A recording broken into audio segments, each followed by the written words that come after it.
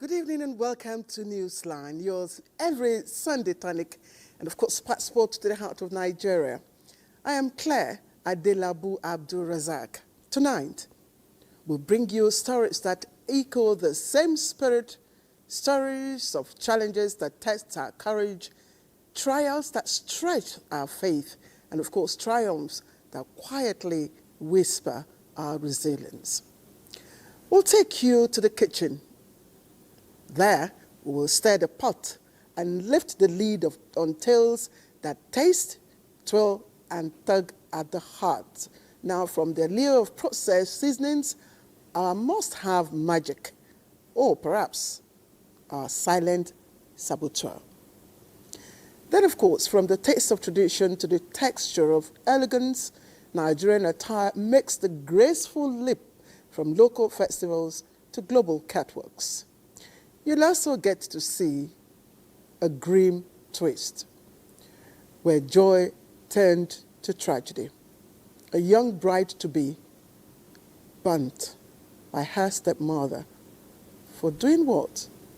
Daring to share her happiness. So each story tonight reflects who we are, our flavors, our fabrics, and sometimes our frailties. So fasten your seatbelts, fasten your hearts, not your seatbelts, as I fly you through the clouds of courage tonight, storms of survival, and finally, the sunshine of triumph. All right, let's begin with the news.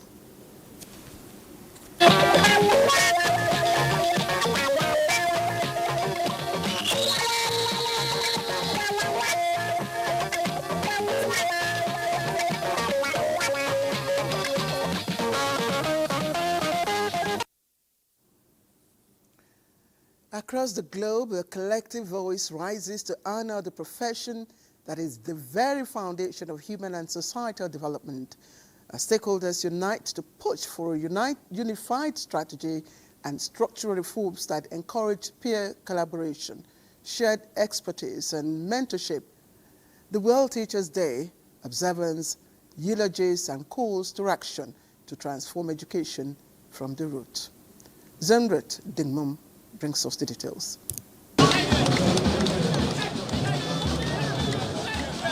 They are the architects of the future, molding every sector of the nation, one student at a time. Little wonder the world stands still in celebration. This event focuses on setting benchmarks for professional freedom, excellence, and the right to participate in educational decision-making as required by international standards. Initiated numerous policies to revitalize the teaching profession, including the National Teacher Policy, which ensures that teachers are professionally empowered and motivated.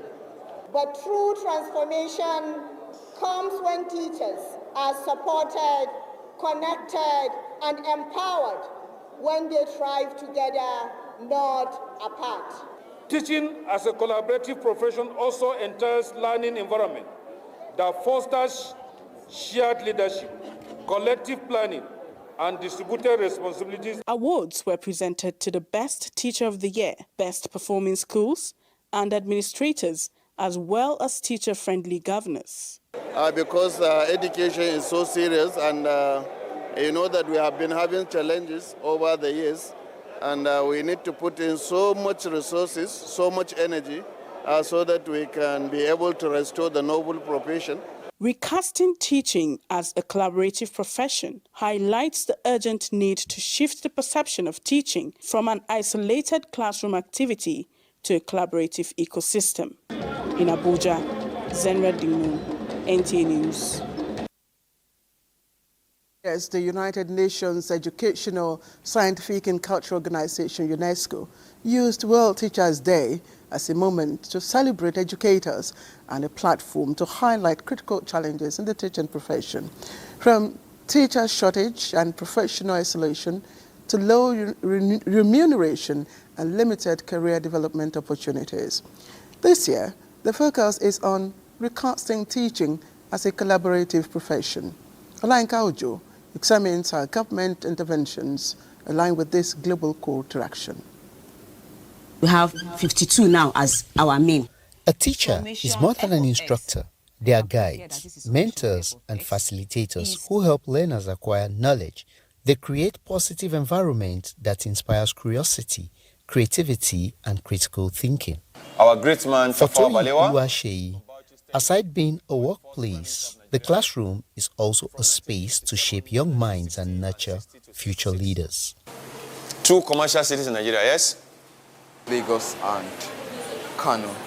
This pivotal role underscores the importance of recognizing teachers' contributions, which is why October 5th every year is celebrated globally as World Teachers' Day. From the 2024 theme, Valuing Teacher Voices towards a new social contract for education, the focus this year shifts to recasting teaching as a collaborative profession. The emphasis is on transforming the traditional model of isolated classrooms and individual labor into one that promotes teamwork and shared growth through team planning, peer mentoring, joint professional development, supportive school leadership, and formal structure that encourage collaboration. For governments, the goal is clear: to improve teachers' working conditions, professional standards, and overall well-being. This in turn will lead to better learning outcomes and stronger teacher retention. Olayinka Ojo, NTA News. And Nigeria's First Lady, Senator Oluremi Tinubu, says shortage of teachers is a global challenge the world must confront with urgency by empowering educators, investing in their growth, and inspiring more to join the noble profession. In her message marking this year's World Teachers' Day, with a theme focusing on the global teacher shortage, the First Lady highlights the need to draw more attention to one of society's noble professions. Saluting teachers on their special day, the First Lady herself, a lifelong teacher, described them as true heroes who shape minds, nurture dreams, and also guide generations.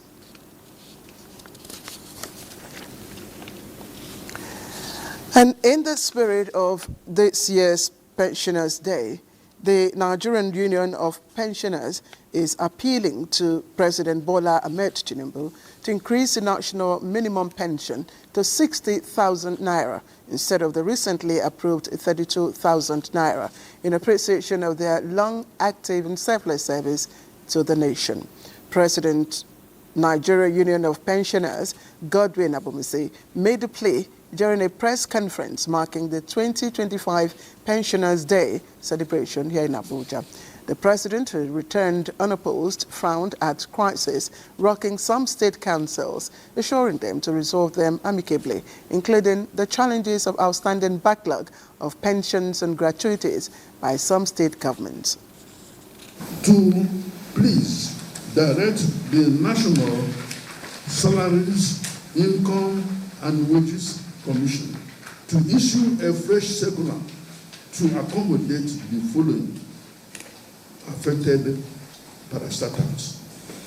In similar vein, I wish to remind our state governors and local government chairmen of their responsibilities for immediate implementation of the series of pension increases approved by the federal government in the past years. Abumisi commended President Bola Ahmed Tinubu for releasing billions of naira for the implementation of 32,000 naira pension increase, consequential adjustments.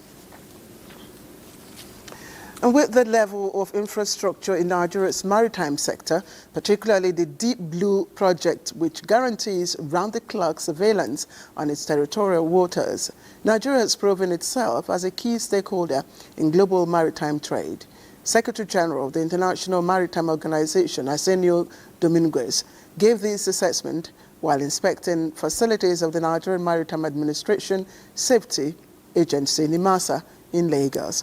Joel Bukwola reports that the Minister of Marine and Blue Economy, Wega Oyetola, gave assurances that the current momentum will be sustained.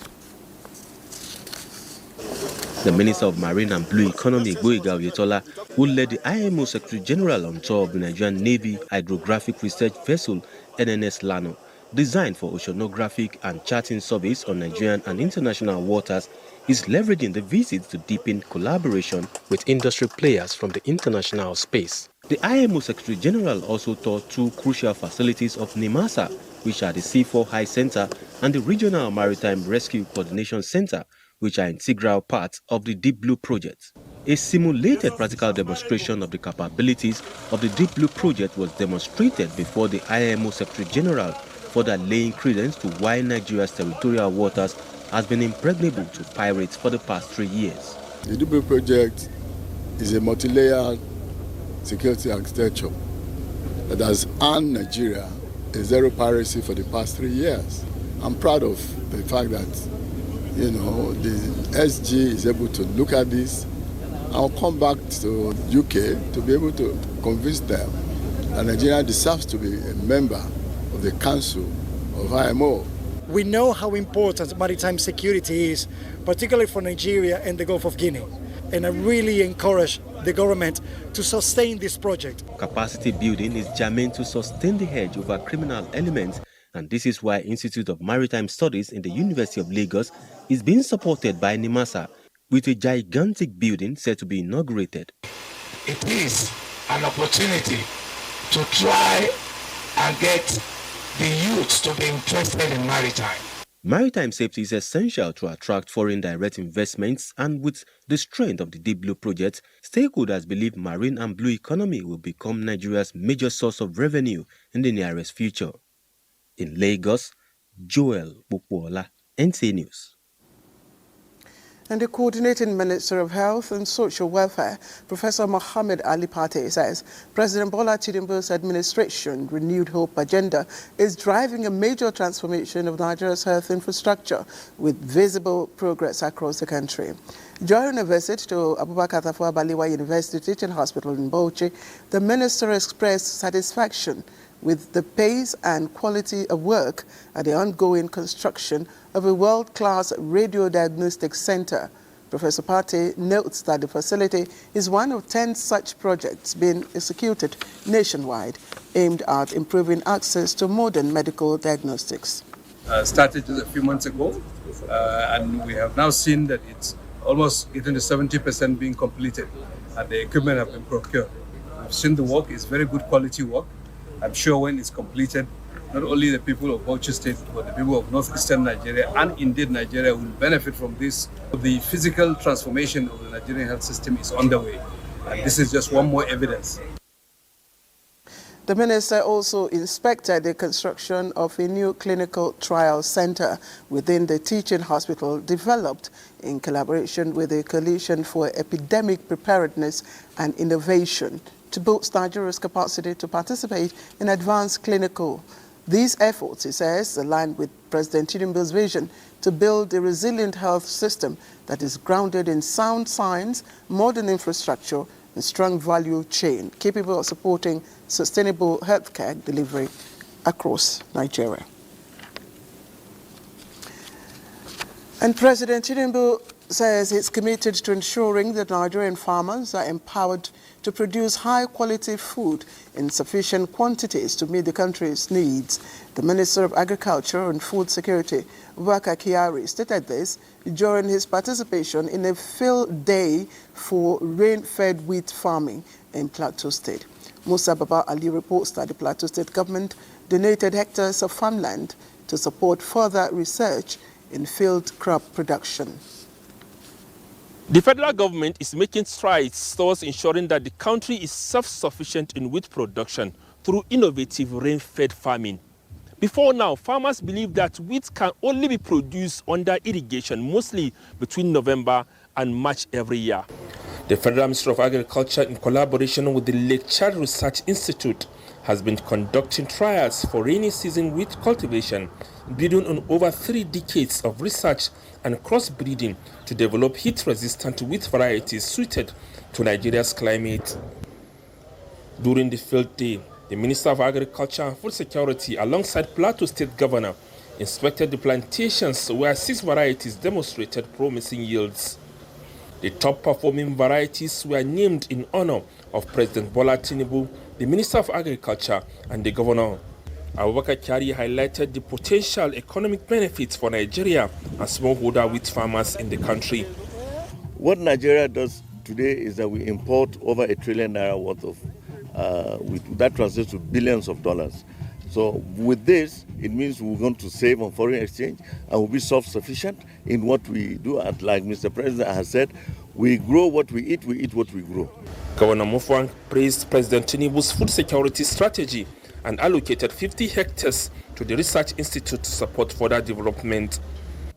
We've got to come to a point where we decide enough is enough of all the wasted opportunities.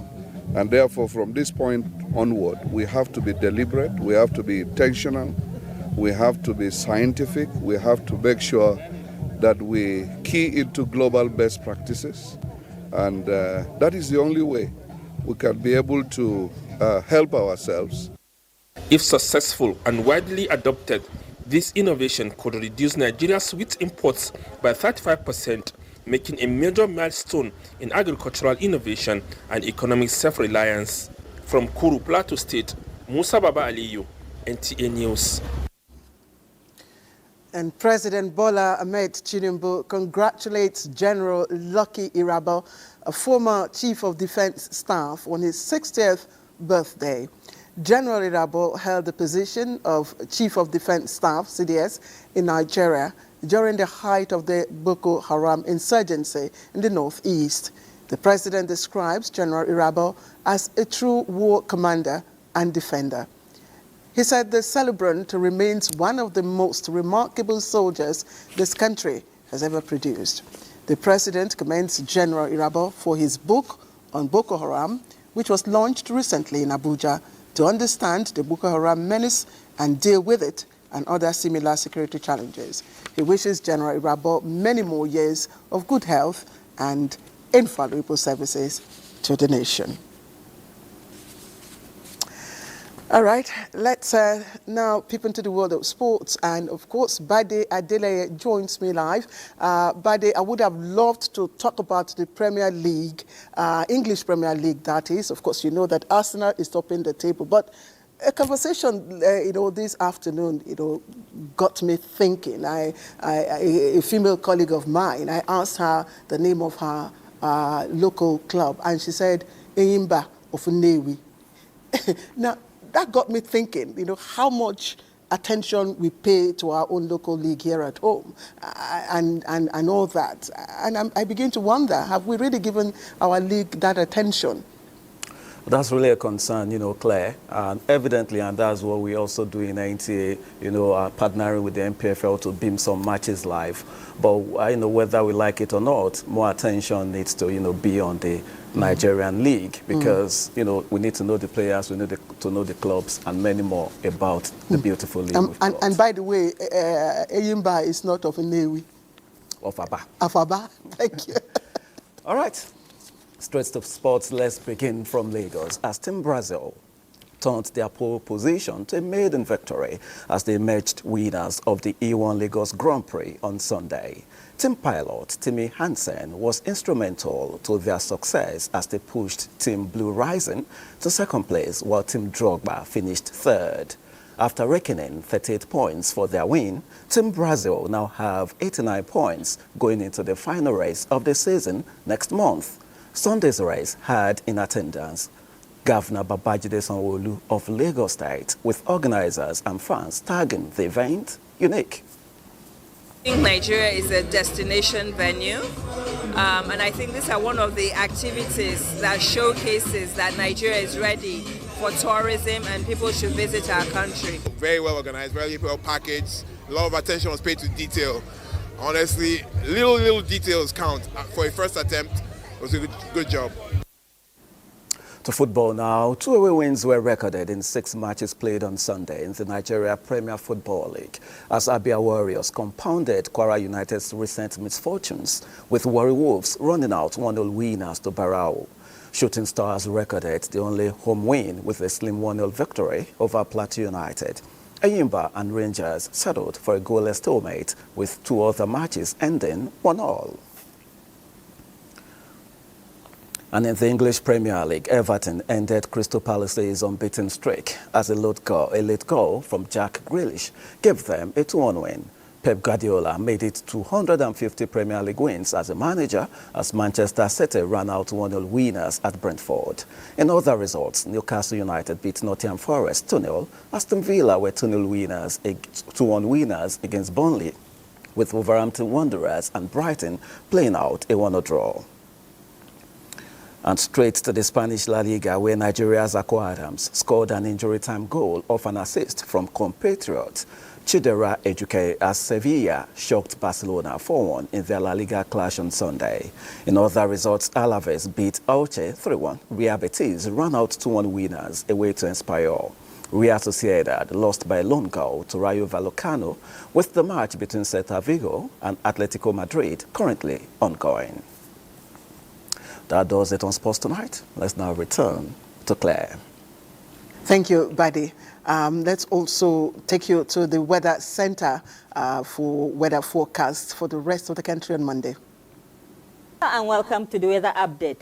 Thunderstorm activity continues to increase across the north-central region as the weather system responsible for this trend gradually shifts further southward.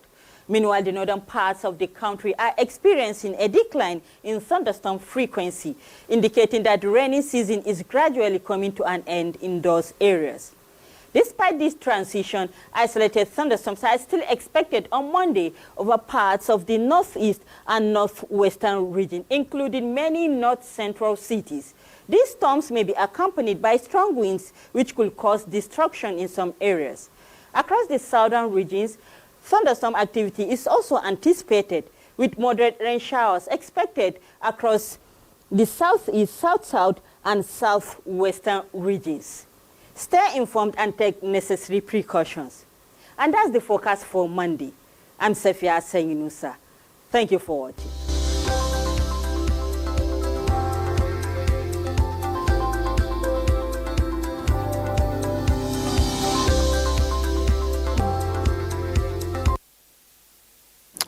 Sefia, thank you. And please, let's take the necessary precautions as she has warned. And that ends the news segment on Newsline. Please don't go away as we transit to something lighter in a moment. All right, happy birthday there to Engineer Vincent Maduka. So let's now turn, begin on a lighter note, but with something deeply nostalgic.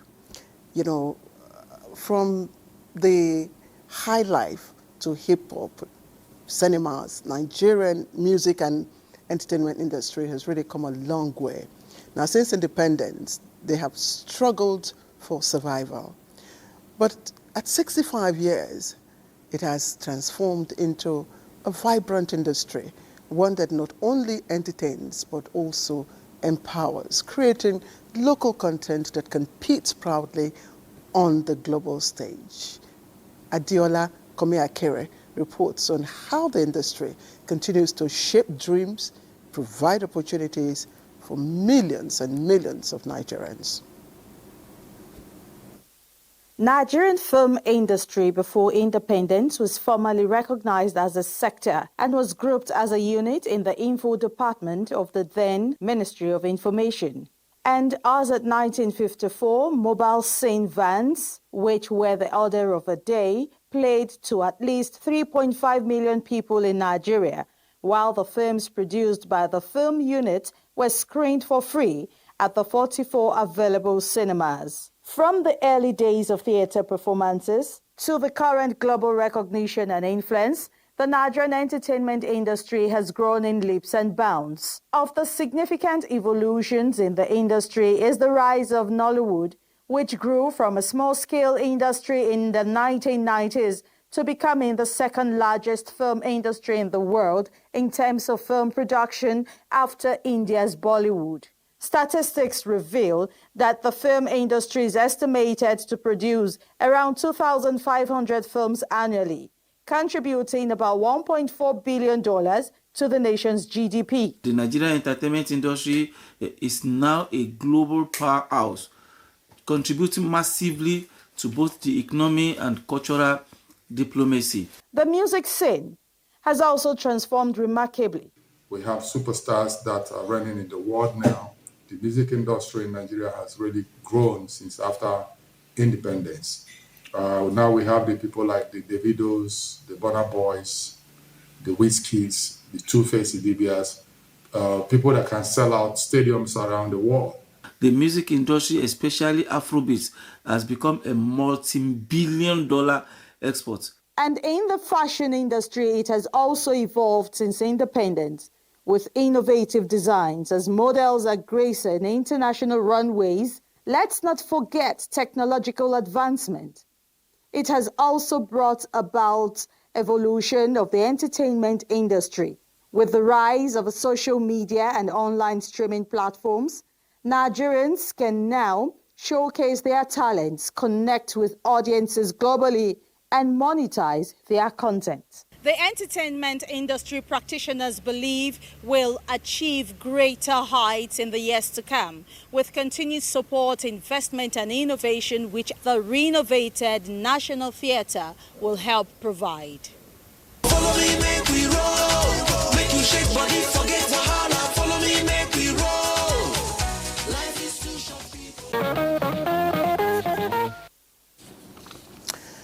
You know, our culture and tradition weave a very captivating tale of fashion, of course, and heritage that has global influence.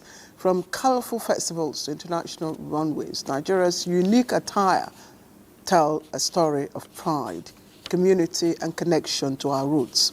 In our next package, Gufan Shaji Ugwai explores the unique tale of how Nigeria attire are making waves across the world.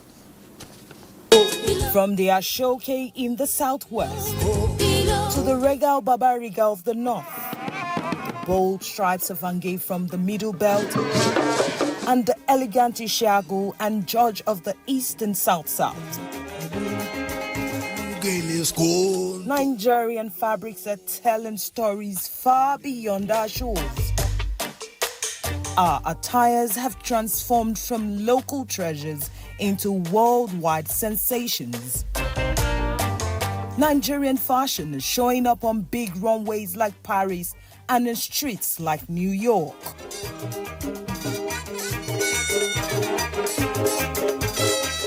When you do take your African brands and go overseas, you see the clamor, the glamour that the international audience have towards our products, and specifically Nigerian fashion.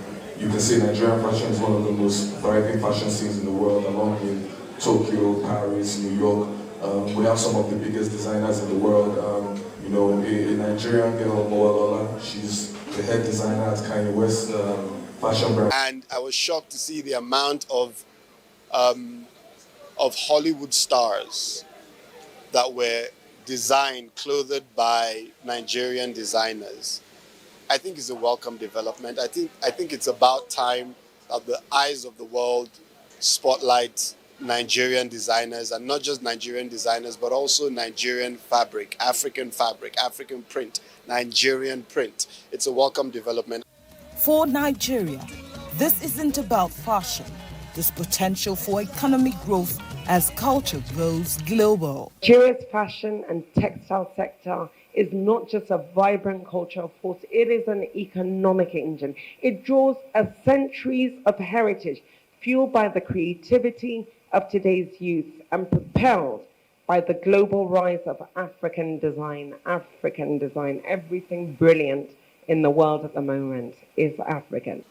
There used to be this great textile company in the north that closed up. I mean, several others have packed up because of difficulty in doing business in the terrain. It's really sad, but government can step in to help.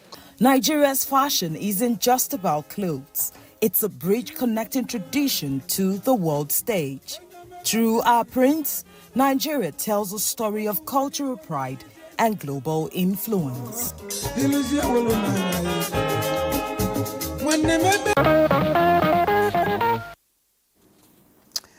All right, now if I ask you what is fashion, you'll probably say it is what you buy, and then style is what you do with it. But in most societies today, especially ours, thrift fashion, popularly known as okrika or bendam boutique, is taking on a very new meaning. Beyond its affordability, it's also now about creativity, sustainability, and most importantly, entrepreneurship. So from the bustling markets in Lagos to the vibrant stores here in Abuja and then Kanu, our correspondent takes us on a journey to look at how thrift fashion is weaving itself into Nigeria's evolving lifestyle and then fueling small businesses. Across Nigeria's vibrant cities, a quiet fashion revolution is underway. From Tejosho Market in Lagos to Wuse in Abuja and Sabongeri in Kanu, thrift fashion, popularly called okrika, is fast becoming a lifestyle choice celebrated for its uniqueness, affordability, and sustainability. Thrift wear to me is actually nice.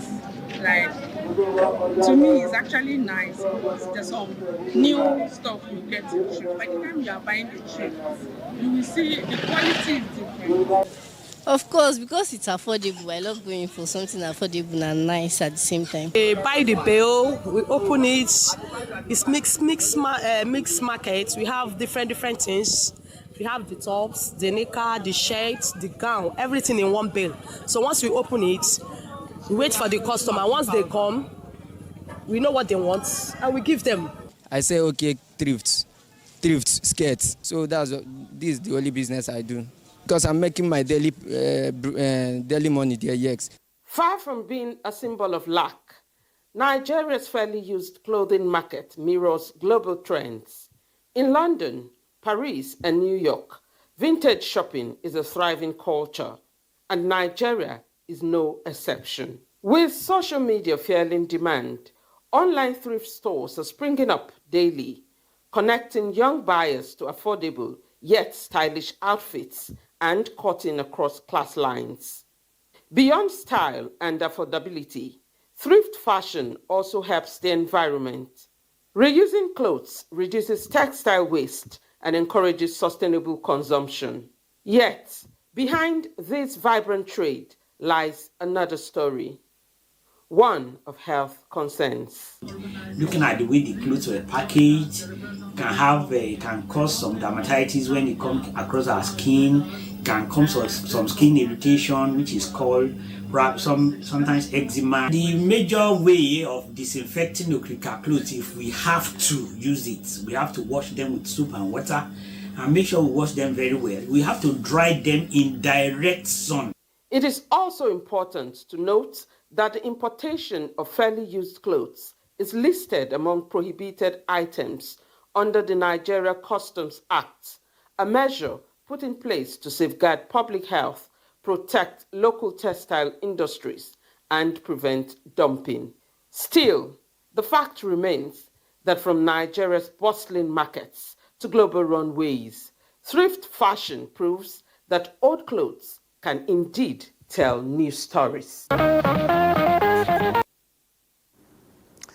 Thank you. All right, let's make a first transit to Gusau in Zamfara State, where many young people are redefining survival and dignity in work. So while others still seek white-collar jobs, others embrace any honest means of livelihood that can put food on their table.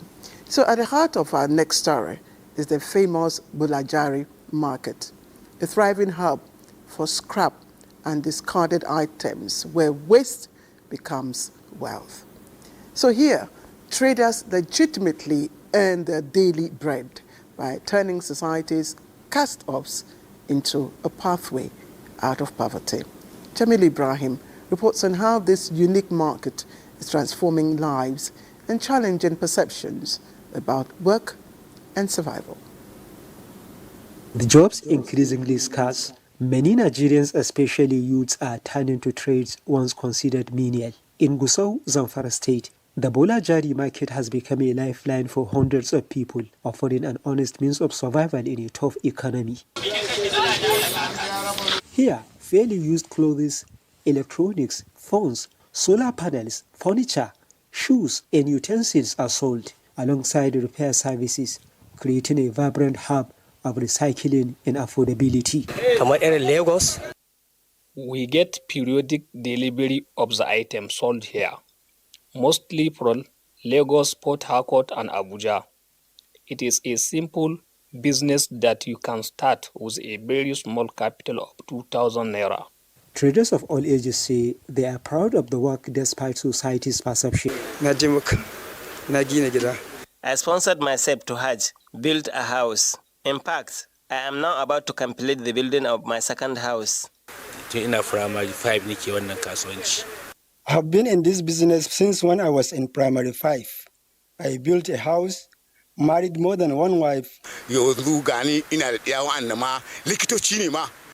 In addition to getting my daily bread from this business, I was able to sponsor the education of my children, one of whom is a medical doctor now. Although the market is dominated by men, determined women also thrive here. One of them, Fatima Abubakar, a widow and mother of 6, has been sustaining her family through this trade for more than a decade. It is from the proceeds of this business that I take care of my 6 children. In fact, I have now possessed a 1-bedroom house. The market's appeal lies in its affordability and wide variety of goods, drawing buyers from across the state. It also runs under a structured leadership with branches in all the 14 local government areas of Zamfara. We have no fewer than 20,000 registered members from across the state. Things here are sold at very cheap rates, and you can find unique items that may not be available elsewhere. I came here to buy things because things are a little bit cheaper here. And you can get some of the things you cannot get outside here. Although they are second-hand, but at least they are still useful. But Bola Jari Market faces accusations of dealing in stolen items, creating mistrust among some residents. The leadership, however, insists on a zero-tolerance policy for crime and promises to fish out bad eggs. Despite these challenges, Bola Jari Market provides jobs for thousands of youths and women. With proper oversight and community support, this unconventional trade could continue to empower families and strengthen Zamfara's local economy. All right, a very beautiful place to take a break. You're watching Newsline. Don't go away. We'll be right back. Right, welcome back to Newsline. If you've just joined us, you're watching Newsline on the network service of the NTA. Now, it was a night of tributes and thanksgiving. As well-wishers celebrate a man of courage and service. Former Chief of Army Staff, Lieutenant General Ishaya Bamiyi, retired on his 80th birthday. Now, the gathering described him as a patriotic officer whose life and career remain a testament of discipline, humility, and dedication to Nigeria. Now, Najatu Tijani captured the gleams of the event. A symbolic act depicting the sweet journey to 80 years for a seasoned general, Lieutenant General Ishaya Bamiyi. Well-wishers and members of the Zulu community gather to praise God for Lieutenant General Bamiyi's life and legacy. The event hall beams with color as goodwill messages flow like fine wine with abundant delicacies to match the joyful mood. Wishing him a happy birthday, elder statesman Professor Jerry Ghana delivers a heartfelt toast praising Lieutenant General Bamiyi's service to the nation. Visibly moved, the celebrant expresses profound gratitude to God and all who stood by him through life's battles and victories. So what remains for me now is to serve my God, serve my country, serve my community. My prayer is that God will give us the understanding, especially those in government, to know that they are there to protect the lives and properties of Nigerians. Well-wishers honor the general, beginning with his friend, companion, and wife. Is a man that is a problem solver, and I ask that God will continue to help him to have a good influence and good impact on the people. During his time as Chief of Army Staff and even before, he has always been a leader. Through all the trials and tribulations he has gone through, he has remained steadfast. He has not doubted God. And I pray that God will give him longer life and prosperity. Many more prosperous years in life. From this age, we are praying to see 100 years in his life. The best. I wish him a happy birthday. He has impacted so much in our lives, as evident from all the people and all that has been said today. As the saying goes, there is no party without a gift, and some special ones are unveiled, much to the delight of all. In another touching moment, one of General Bame's grandchildren offers a blessing. All around you and within you. As the sun dips and the birds fly to roost, the partygoers leave the hall with their goodie bags after celebrating a father figure who they wish good health, blessings, and more service to the nation. Wow, I remember growing up in Obalende in those days, especially around military circle. The name Bamayi evoked fear and respect. Congratulations, sir. All right, let's go to Jos. It became a melting point of emotions and reflection as dignitaries from across the country gathered to honor the life of Nana Lydia Yilwa Goshe, mother of APC chieftain Professor Nentawe Yilwada. Tributes poured in for the late matriarch, described as humble, God-fearing, and devoted to raising her children in love and discipline, virtues that continue to shape their public service and humanity. Priscilla Grumnam captured the highlights of the events for Newsline. State played host to President Bola Ahmed Tinubu and other dignitaries over the weekend. They are all in the state to pay last respects to Nana Lydia Yilwada Goshe, the late mother of APC National Chairman Professor Nentawe Yilwada. Her story is that of a humble, God-fearing woman whose legacy of love, service, and sacrifice lives on through her children.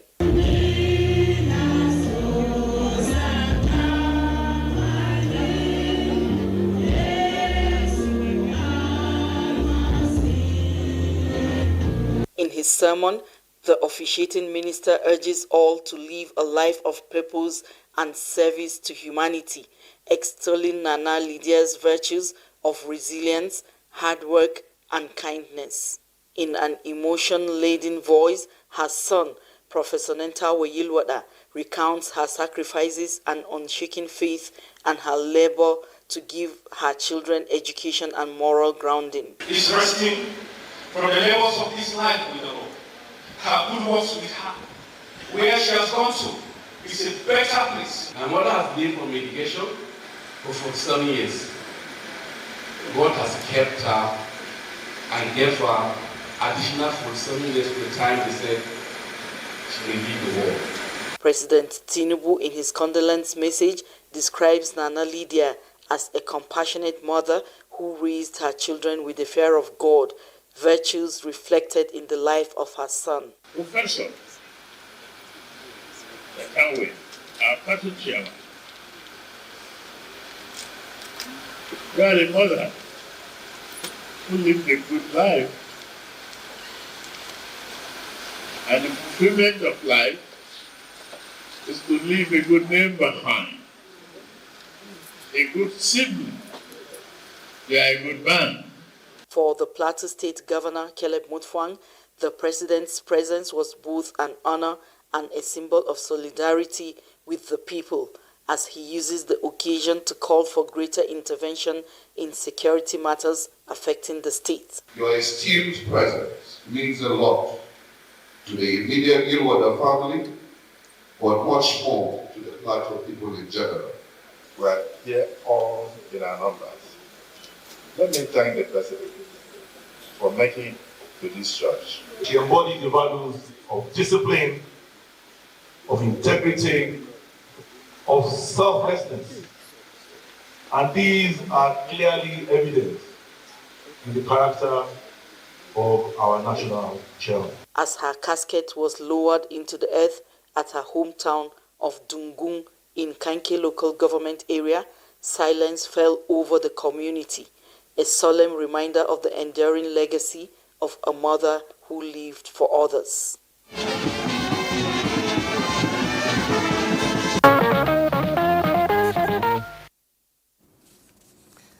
Now, what legacy will you leave behind when you take your final leave of this world?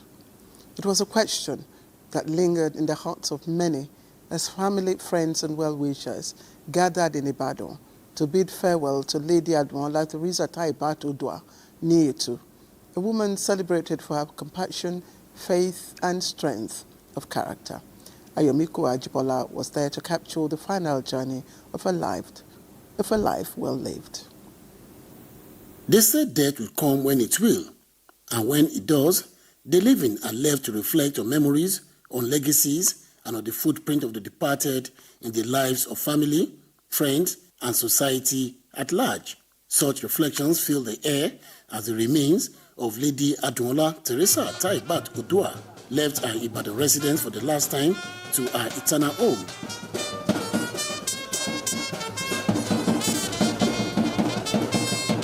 At St. Joseph's Catholic Church, Ibadan, sympathizers joined family to celebrate the life and time of Lady Odua. With our death, challenge us to amend our life, be closer to God, repent of our sins, and learn to do good to others. The solemn moment came with the dust-to-dust rites performed amidst tears, sighs, and heavy heart of those who loved her deeply. Yet, the farewell was also a celebration marked with a reception where guests were entertained and tribute poured in for a woman many describe as a pillar of strength. The day she died, the man in me died, and I had thought I would go before her. I had been sick before her own. I'm going to miss her service to the Lord. I'm going to miss her service to the community. And I'm going to miss her commitment to her family. I'm thankful that I was her daughter. I'm thankful for the lessons I've learned. I'm thankful for the opportunity to learn from my mom. Her love of sports, her sarcasm, her humor. She was kind, she was nice, she was charming, she was beautiful. She cooked really well, very good meals. And for someone like me, coming into the family, she was really, really welcoming. She's part of the coordinators of our family, both the Etu family and the Odeniyi family. She's a loving sister. I miss her loving kindness. She was such a very useful person to many of us. Born on Sunday, 11 February 1951, into the family of Alhaji and Alhaja Etu of the Italero family compound, Ijebu-Ode, late Lady Admiral Odua lived a fulfilled life as a devout wife, a caring mother, and a doting grandmother. She passed on Saturday, 16th of August 2025, at the age of 74, leaving behind her husband, children, and grandchildren, who now carry forward a legacy of love, faith, and service.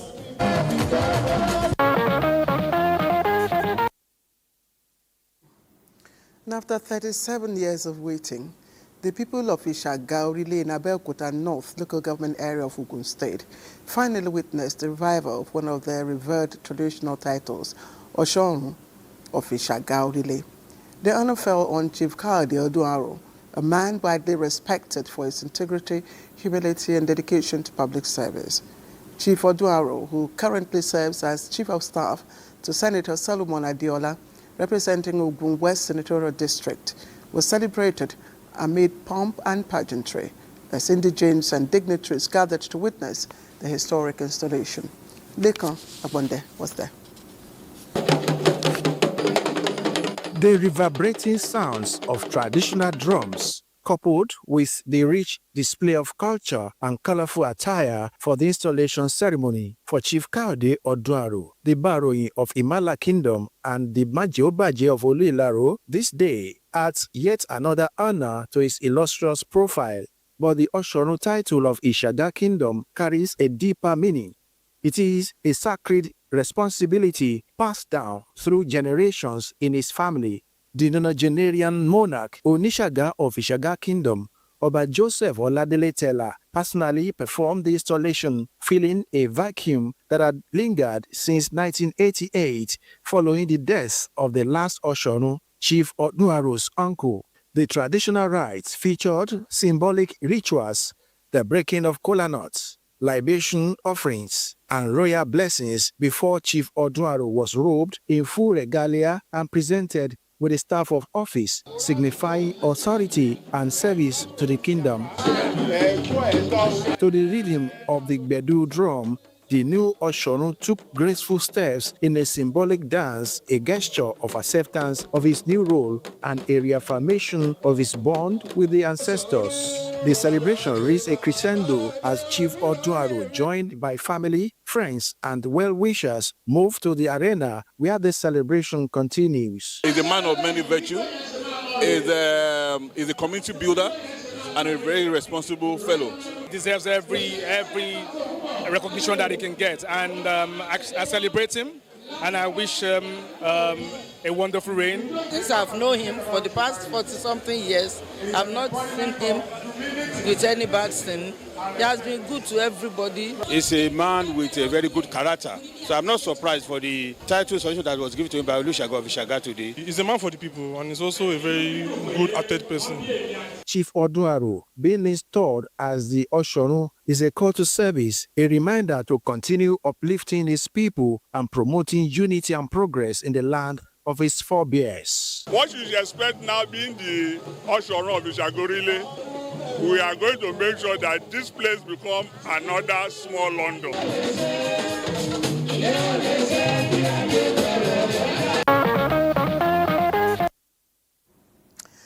All right, let's change the gear now and take you to the kitchen. From exclusive restaurants to roadside bookers and family kitchens, processed seasonings have become a must-have for many homes.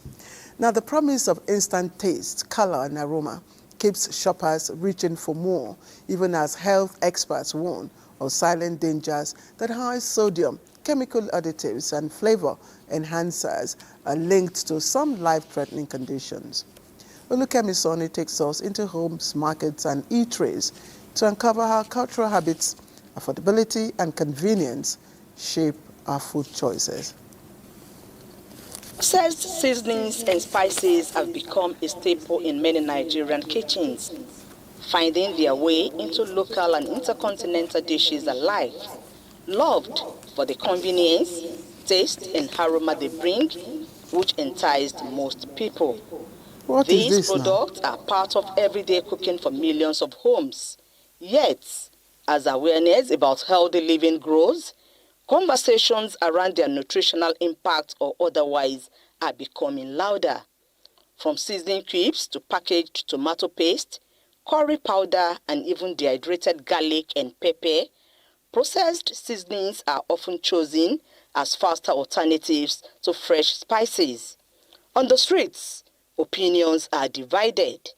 Some Nigerians are returning to traditional spices such as iru, ogiri, crayfish, and other local herbs and spices for their perceived health benefits. I no put too much, na small.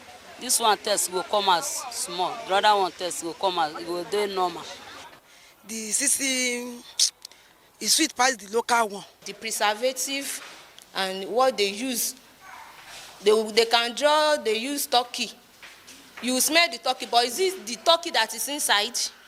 Did they blend the turkey and use salt to make it cube? Store it for a month, 2 months without decaying. But like all these local beans, there is no how you want to repackage it. I'm not the Englishman. I'm a local man. So that's why I prefer local thing. David Emeka, a trader who sells only natural ingredients, says he believes fresh spices make meals richer and help people stay healthier. In the olden days, Our mummies, at that time, they use something like something that is natural. It makes them live long, very strong and healthy. A nutritionist, Dr. Bolanle Olorunyomi, advises consumers to strike a balance. So it is advised to reduce the quantity of processed seasonings used in cooking our foods so that it will not affect our health adversely. As public awareness grows, consumers are left to make their choices, whether to prioritize convenience or lean more towards natural alternatives. All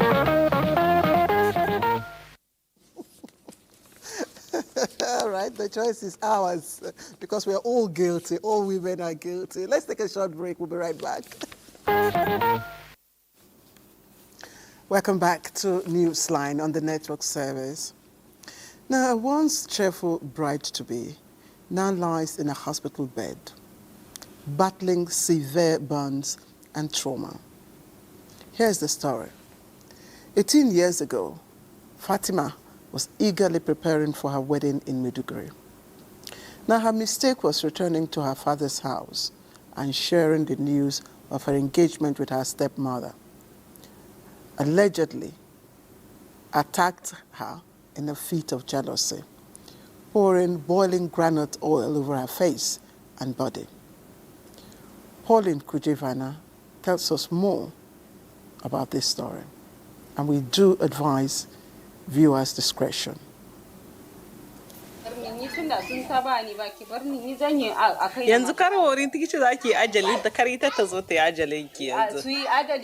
Those were the chilling threats once uttered by the perpetrator Hajja, vowing to harm, even kill members of her family. Today, those threats have become a painful reality. Fatima, now the victim, lying in hospital and battling for survival after her stepmother's wicked intent was carried out.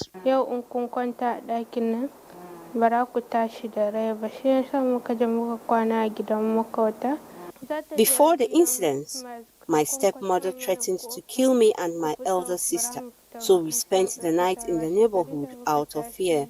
The next morning, I was lured back home under the pretense that my sick aunt was calling me, and I went, unaware it was a trick by my stepmother, who hid behind the door, poured hot oil on me, and attempted to stab me. The conflict began when Fatima, who had been living with her biological mother after her parents' separation, returned home following a suitor's proposal.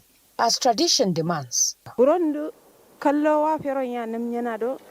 when a suitor came for introduction, my current husband's children said she will not be married in their house. So I sent her to her father's home, not knowing she would face such a degree of maltreatment from her stepmother. Justice must be served for my daughter. The tension grew to the point that Fatima's father, Talba, a retired teacher and IDP from Mongunu, declared he would rather divorce his wife than send his daughter away. Consumed by anger, Hajja allegedly boiled and poured hot oil directly onto Fatima's face, splashed across her body, leaving her with deep and severe burns. God is so kind. As a retired and a pensioner headmaster, I will not afford to treat such kind of thing as far as I'm not even paid my gratitude to take all these kind of things from 2019 up to date.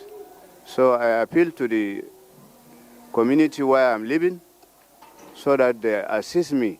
The elders advise me to take her to TH. Sai ta yo me yasa akan dalilin yarinyan zai sake ta sai ta kashe. After pouring the hot oil on her face and Fatima running in pains, she also brought out a knife to stab her until her son rushed and forcefully collected it from her hand. Hajja is in police custody. Meanwhile, Fatima lies in hospital responding to treatment as her father appeals for support to help his daughter regain her health. God. Now, what becomes of a parent's dreams when the child, raised with hope and sacrifice to the level of a graduate, and was supposed to make them proud is suddenly gone. For Hafsat, the mother of 24-year-old Fatima, that dream has turned into a nightmare. Her daughter, a promising graduate, was sent on an errand but never returned, only for her lifeless body to be found 5 days later in a maize farm near their home. Maria Muballa has the story. Fatima, a promising postgraduate student with dreams of academic excellence, described by those who know her as diligent, disciplined and focused with a bright future. Unfortunately, that dream and future is no more. Cut short in a bizarre way. Fatima embarked on a simple errand on the 25th of September and never returned. Her grieving mother, still in shock, recounts Fatima's passion for learning and her quite respectful nature that endeared her to many. She's brilliant. She's calm. She's precious. She's reserved. I don't even know how to describe her, honestly, because she's good. She's good to people around us. Her family compound remains filled with sympathizers as the community struggles to come to terms with the tragedy. The community leader says Fatima's body was discovered in a maize farm not far from her home.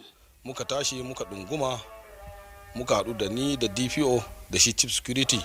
We immediately began checking with the DPO. Then the children came and took us to the place where we found her lifeless, without clothes, and was already decomposing. She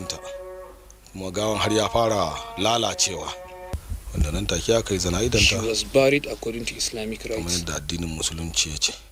Meanwhile, the Bauchi State Police Command say a team of experienced homicide investigators have been deployed to unravel the circumstances surrounding the killing, assuring that justice will be done for Fatima. And Newsline will keep at that story. Now, what could turn a family dinner into a scene of tragedy? Now, that's the heartbreaking question haunting the people of Akbani Neke community in Isuzo local government area of Enugu State. We have 5 members of the Ikeze family. A husband, wife, and 3 children reportedly died after a meal suspected to have been poisoned. Chimaroke Ugu visited the community. It was an ordinary evening in Akbanineke, Isuzo local government area of Enugu State, inside the home of Barnabas and Angela Ikeze, with their 3 children, Divine, Gift, and Victor. Like every other night, they shared a meal and went to bed with hopes of waking up to a new day. But that dawn never came the way they expected. By morning, the family awoke to excruciating stomach pains. They were rushed to a hospital in Ikem, but tragedy struck swiftly. 1 child died on the way, another on arrival, and despite frantic efforts by doctors, Barnabas, Angela, and their youngest son also lost the battle. Only the eldest, Marvelous Ikeze, survived. We finished eating night food. The next day, we started purging. We were complaining of stomach pain. After some time, my small brother, he started convulsing. Then later, my sister joined him. Pastor Ignatius Ikeze, elder brother to the late Barnabas, the family's ordeal began on August 29th, 2025. I saw my brother, Barnabas Ikeze, the wife, and 3 other children. They said that 2 have died that Saturday. As the grief deepens, suspicions have emerged. A community member allegedly involved in a long-standing land dispute with the family had reportedly threatened to wipe them out. Police have since made arrests and investigations are ongoing. Marvelous Ikeze, the lone survivor, now finds himself without his parents and siblings. I want the Enugu State government to intervene in this matter, and we want justice in this matter. So this is how my brother The only brother I cannot do with. Look at her combat now, nothing. He was the one, it was just 2 years ago that he returned from Gombe State. With the whole family, look at the woman here. And when I returned home, now there's nobody. The traditional ruler of Emo Haneke, His Royal Highness Igwe Silas Udogo, stresses the importance of food safety and urges peaceful resolution of land and other disputes to prevent future tragedies. This is a strange news and a strange happening to Neke because we have never experienced this type of problem. We have made every necessary arrangement for government to come to our aid. For now, the image of a family sharing dinner one quiet evening only to be wiped out by dawn remains etched in Akpani Neke's memory. All right, so imagine standing on top of a hill, hundreds of meters above sea level, looking over vast plains where history whispers through the winds. Now, that's Dainski Hills, the ancestral home of the Balewa ethnic group in Fika local government area of Yobe State. So for over 6 centuries, families here lived, farmed, raised their children, and built a thriving community high above the ground. But today, the Dainski Hills stands as a living museum of the Balewa people's resilience, culture, and ingenuity, a reminder of a time when terrain was both a home and a fortress. All right, Yusuf Ali takes us on a journey through the winding paths, ancient ruins, and captivating stories of this hill in Yobe State. 12 kilometers north of Pika town in Yobe State and about 400 kilometers from Damaturu, the state capital, rises Dainski, a stretch of ancient hills and ruins that echo back to the 16th century. Once the cradle of Balewa civilization, Dainski remains a living link between past and present. From time, the settlers are basically farmers and hunters. For the Balewa people, Dainski is a monument of stones and memories, the heartbeat of their identity. From these hills, they migrated centuries ago to establish the Fika Emirate, later settling in Potuskum, which today serves as its administrative capital. I've been hearing about the festival for almost 5 years now. I'm belonging to come and witness with my eyes, witness many fascinating and amazing things. During climbing the rope, you can see some people, they are moving faster, some people they are moving slowly because the people that they have the idea for climbing mountain. Tribe that stays on this hill long ago, so we came to see how they live here because we have never heard and see them, but we know what they're going through. So we came to see it ourselves. Because I saw everything about our history that past, everything. Organized by the Fika Emirates Council and supported by the local government, the festival is designed to preserve the tradition of Balewa and neighboring communities. This year's edition carries even more weight. The Emirate is pushing for national monument recognition for Dainski and is already planning activities to mark the 600 years anniversary of the Balewa people's arrival here. Conservation and development plans are also on the table, a bid to ensure the site's survival for generations to come.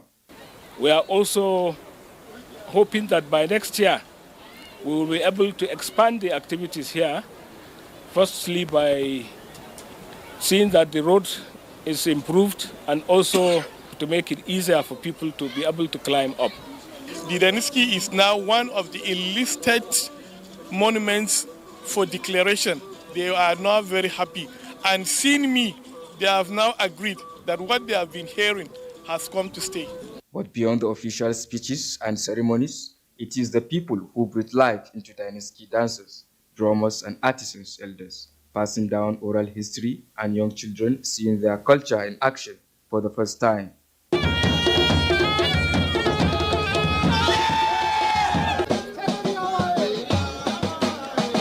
As the world races forward, this festival echoes the Fika people to their roots, connecting past, present and future in one colorful celebration.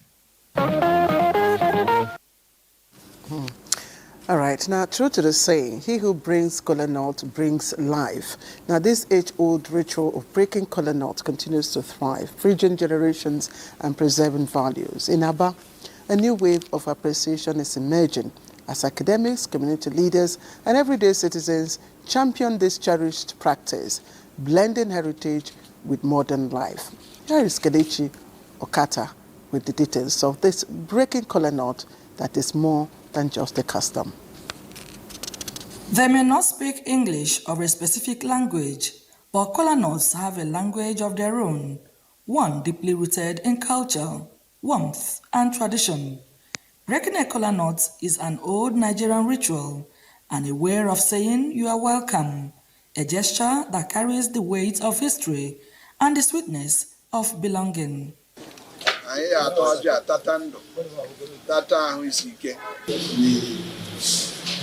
We use our native language to speak to it, and it understands our native language. Kola nut in Igbo means welcome. At the Dr. Ogbonnayonu Polytechnic Aba, members of the academic community explain why the breaking of kola nuts remains a cultural treasure, explaining its role as a sign of hospitality and respect that transcends tribes and tongues, telling every guest, here, you are at home. Started from every time, our forefathers. So we are trying to uphold it to make sure that it stands. At cultural festivals, kola nuts are cracked open to unlock blessings. Each split is symbolic, a prayer for friendship, health, and long life, shared with guests whose presence is honored in the most authentic Nigerian way. The bitter taste, mingling with joy, becomes a reminder that life itself is a blend, and friendship is all the sweeter when seasoned with tradition. In Igbo land, we value kola nuts in different ways. In Yoruba, they value it in their different way. In Hausa, they value it in different ways. So we use kola nut to recognize our ancestors.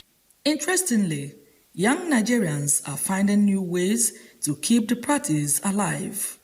You see young people on the internet posting kola nuts, using it for cultural content and using cultural hashtags. You also see the modern day chefs.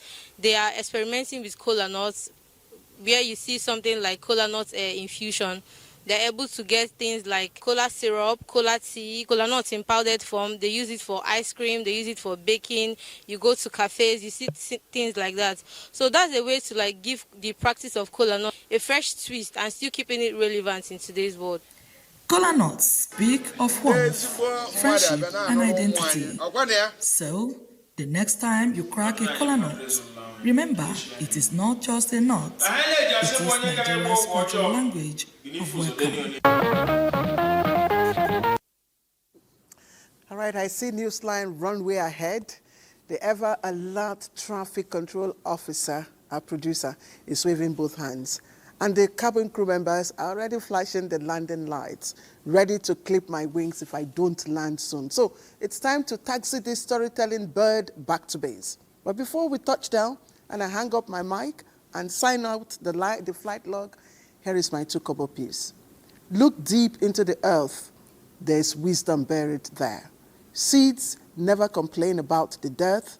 They use it to rise. Good night, everyone.